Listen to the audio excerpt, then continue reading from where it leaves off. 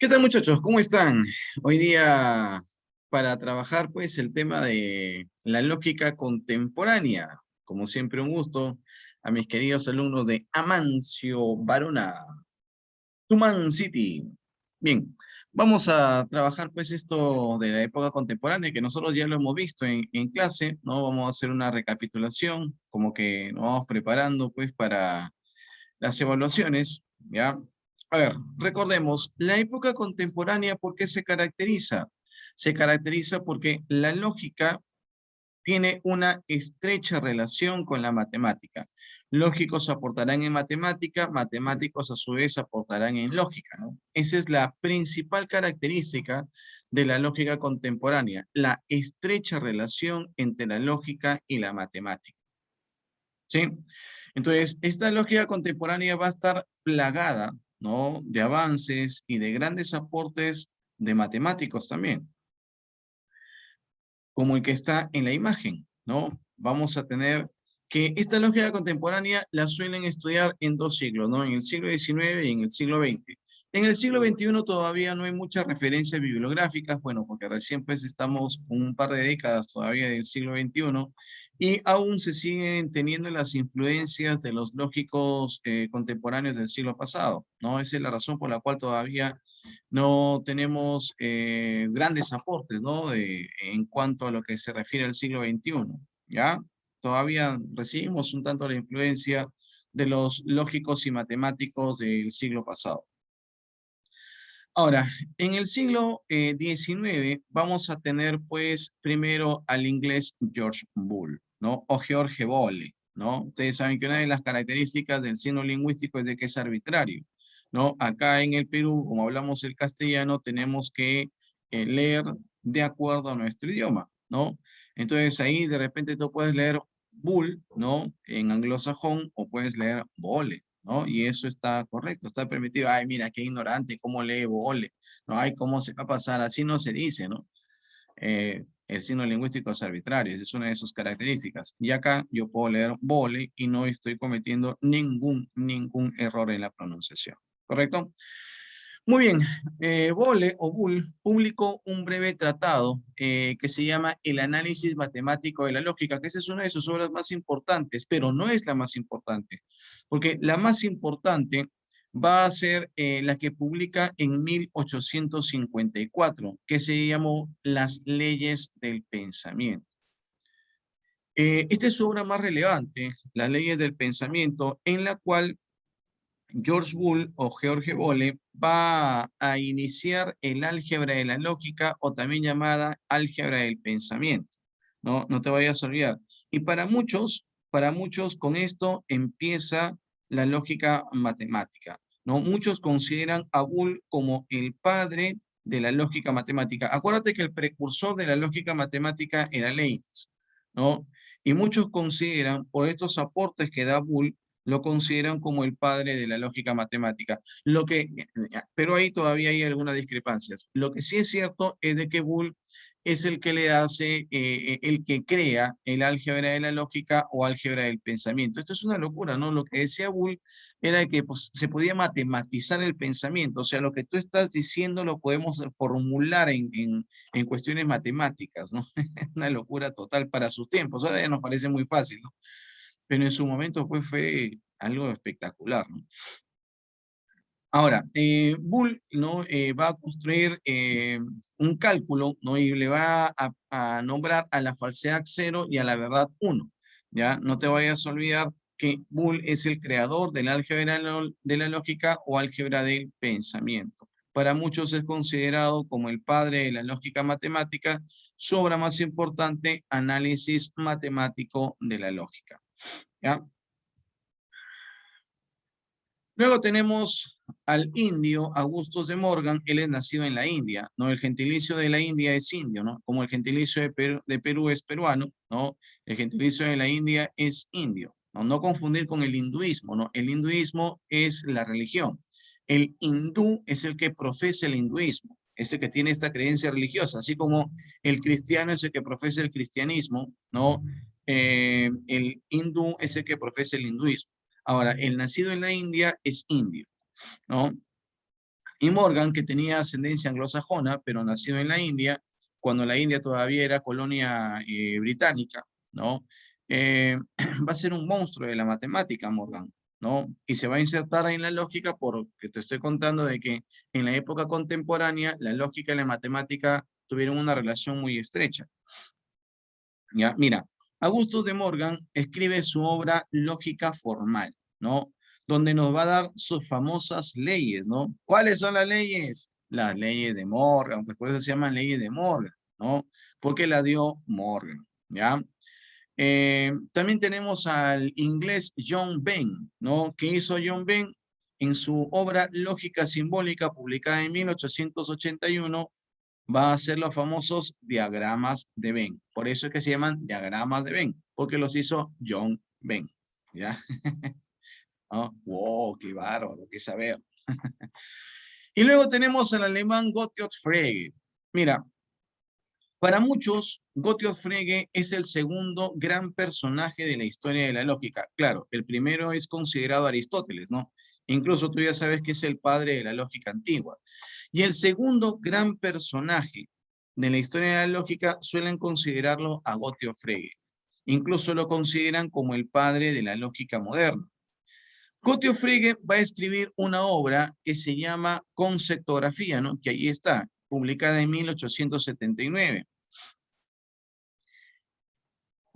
En esta obra Conceptografía, Frege va a hacer un chambón, ¿no? Una chambaza, ¿no? ¿Cuál va a hacer? Revisar todos los conceptos que se habían dado en lógica y mejorarlos. Si había algo que agregar, lo agrega, si había algo que quitar, lo quita, si había algún vacío, lo llena. O sea, lo que hace Gottlob Frege es revisar todos los aportes que se habían dado en lógica y reformularlos, replantearlos, mejorarlos. Por eso es que lo suelen considerar como el segundo personaje más importante de la historia de la lógica, ¿no? Junto con Aristóteles serían los dos más importantes. Acuérdate, la obra principal de Aristóteles era el Organón, ¿no es cierto? Que era un compendio de 5 libros de lógica, y la obra más importante de Gottlob Frege va a ser Conceptografía, ¿no? Acá ofrece por primera vez un sistema completo de la lógica de predicados en su obra Conceptografía.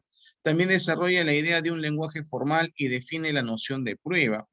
Estas ideas contribuyeron a una base teórica fundamental para el desarrollo de las computadoras, ¿no? Que después van a empezar a emplearse, sobre todo mucho durante la Segunda Guerra Mundial, ¿no? La famosa computadora Christopher, bueno, del gran Alan Turing, ¿no? Un genio de la informática, de lo que ya habíamos hablado, ¿no? En el aula, ¿no? Eh, pero bueno, no te vayas a olvidar. El padre de la lógica antigua es Aristóteles y el padre de la lógica moderna es Gottlob Frege. La obra principal de Aristóteles, el Organón, la obra principal de Frege, Conceptografía. ¿De acuerdo? Muy bien. Eh, ahora, en el siglo XX vamos a empezar con Bertrand Russell y Norton Whitehead. ¿Ya? Mira, Russell y Whitehead van a publicar una obra que se llama Principia Mathematica, que por cierto ya ha sido pregunta de examen de admisión varias veces. ¿Ah? Esta obra, Principia Mathematica, para muchos está considerada dentro del top 10, dentro de las 10 mejores obras de ciencia del siglo pasado, ¿no? Es una obra monumental en donde se establecen, pues, ¿cómo se te podría decir? Se termina de soldar la estrecha relación entre la lógica y la matemática. Incluso en esta obra, Bertrand Russell considera de que las matemáticas se les puede considerar simplemente una rama de la lógica. O sea, como que la lógica es el todo y la matemática solamente sería una parte, ¿no? Porque no existiría matemática, no existirían razonamientos matemáticos, es que no existiría la lógica, ¿no? La lógica es la teoría de la inferencia, razona Bertrand Russell, ¿no? Es la teoría de la inferencia, es la teoría del razonamiento. ¿Y qué sería de las ciencias si es que no existiera la lógica? Si es que no existieran parámetros de raciocinio de manera correcta, ¿no? Esta es la forma correcta de razonar, así se debe pensar. Entonces, ¿qué pasaría de las ciencias, incluyendo la matemática, sin la lógica? Por eso decía Russell que las matemáticas pueden considerarse simplemente una rama de la lógica, ¿ya? No te vayas a olvidar de este famoso libro, Principia Matemática, ¿no? Que tiene como coautores a Russell y a Whitehead, ¿ya? Luego tenemos al italiano Giuseppe Peano, que no te vayas a olvidar que fue el primero en utilizar el término lógica matemática. ¿Te acuerdas quién fue el primero en utilizar el término lógica? Fue Demócrito en la época antigua. ¿Y quién fue el primero en utilizar el término lógica matemática? Fue Peano en la época contemporánea. Su obra más importante se llama El Formulario Matemático. Esa es la obra más importante del italiano Giuseppe Peano. Formulario Matemático. ¿Ya? Entonces, mira, hay que tener en cuenta bien los datos. Terminando con la siguiente diapositiva, voy a terminar de darte estos datos. ¿Ah? ¿Ya? Hay que grabarlos bastante bien. ¿Ya? Y tenemos acá al austriaco Ludwig Wittgenstein, ¿no? Que va a ser nacionalizado irlandés. Es por eso que en algunos libros aparece como irlandés, en otros aparece como británico, en otros aparece como austriaco. Él es austriaco de nacimiento, sino que se nacionaliza irlandés, ¿no? Bueno, Wittgenstein va a ser el creador, el hacedor de las tablas de verdad, ¿no? En su famosa obra Tratado Lógico Filosóficos o Tractatus Lógicos Filosóficos, ¿no? Wittgenstein, que dentro de la filosofía también va a pertenecer a una corriente que se llama la filosofía analítica, ¿no? Que es una de las corrientes más recientes, más novedosas en cuanto a la filosofía contemporánea, ¿no? Y trata acerca de lo que es la filosofía del lenguaje. La filosofía contemporánea, sobre todo de los últimos años, ha sido considerada como la del giro lingüístico, ¿no? Es una filosofía que tiene mucho estudio, mucha investigación en cuanto al lenguaje, ¿no? Y uno de los grandes personajes que interviene en cuanto al lenguaje es Ludwig Wittgenstein, ¿no? Estudia el lenguaje a profundidad. Incluso crea el método de las tablas de verdad para que la gente razone de manera correcta, porque la idea de las tablas de verdad es obtener inferencias válidas, que a través de un sistema lógico se pueda determinar qué razonamiento, qué inferencia es válida o no. Las tablas de verdad van a tener tres resultados: tautología, contradicción o contingencia. Y las tablas de verdad arrojarán que cuando es una tautología, entonces el razonamiento, la inferencia es válida. Esa es la finalidad por la cual Wittgenstein hace las tablas de verdad. Establecer un método a través del cual se pueda obtener razonamientos correctos, inferencias válidas, ¿no?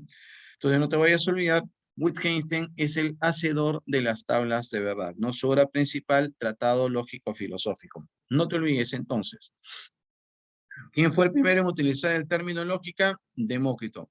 ¿Y quién fue el primero en utilizar el término lógica matemática? Peano. ¿Quién esto es el padre de la lógica antigua? Aristóteles. Su obra principal, el Organón, que es un compendio de 5 libros de lógica recopilados por Andrónico de Rodas. ¿Quién es el padre de la lógica moderna? Gottlob Frege. Su obra principal, Conceptografía. ¿De acuerdo? Conceptografía. El primero en utilizar el término lógica matemática, Peano. Su obra principal, Formulario Matemático. ¿Quién es considerado como el precursor de la lógica matemática? Leibniz. ¿Quién es considerado como el iniciador, ¿no? El padre? Ese es George Boole. Él es el creador del álgebra de la lógica o álgebra del pensamiento, ¿no? Su obra más importante de Boole es Las leyes del pensamiento. ¿Quién dio las leyes de Morgan? Morgan, ¿no? ¿Quién dio los diagramas de Venn? Venn. ¿Quién escribió o quiénes escribieron Principia Matemática? Bertrand Russell y Norton Whitehead, ¿no? Una de las 10 mejores obras de ciencia del siglo pasado, ¿no? Una obra monumental en la cual Russell considera de que las matemáticas pueden resumirse a ser una rama de la lógica. Y otro dato más, que también ha sido pregunta de examen de admisión, quién es el que introdujo la lógica matemática en el Perú y en Latinoamérica. El que introdujo la lógica matemática en el Perú y en Latinoamérica fue Miró Quesada, ¿no? ¿Sí te acuerdas de eso, no? Eso ya lo habíamos trabajado en el aula, ¿no? Fue Miró Quesada. Introdujo la lógica matemática en el Perú y en Latinoamérica. Y bien, pues con esto hemos terminado de recapitular todo en cuanto a las diversas etapas de la lógica, ¿no? Espero que les haya quedado todo claro, ¿ya? Y que, bueno, sea muy productivo. Repasen, vean los videitos una y otra vez y de esa manera se les va a quedar, ¿ya? Bueno, un gustazo. Nos vemos en el siguiente video. Y en clase también. Un abrazo. Cuídense mucho y estudien mucho.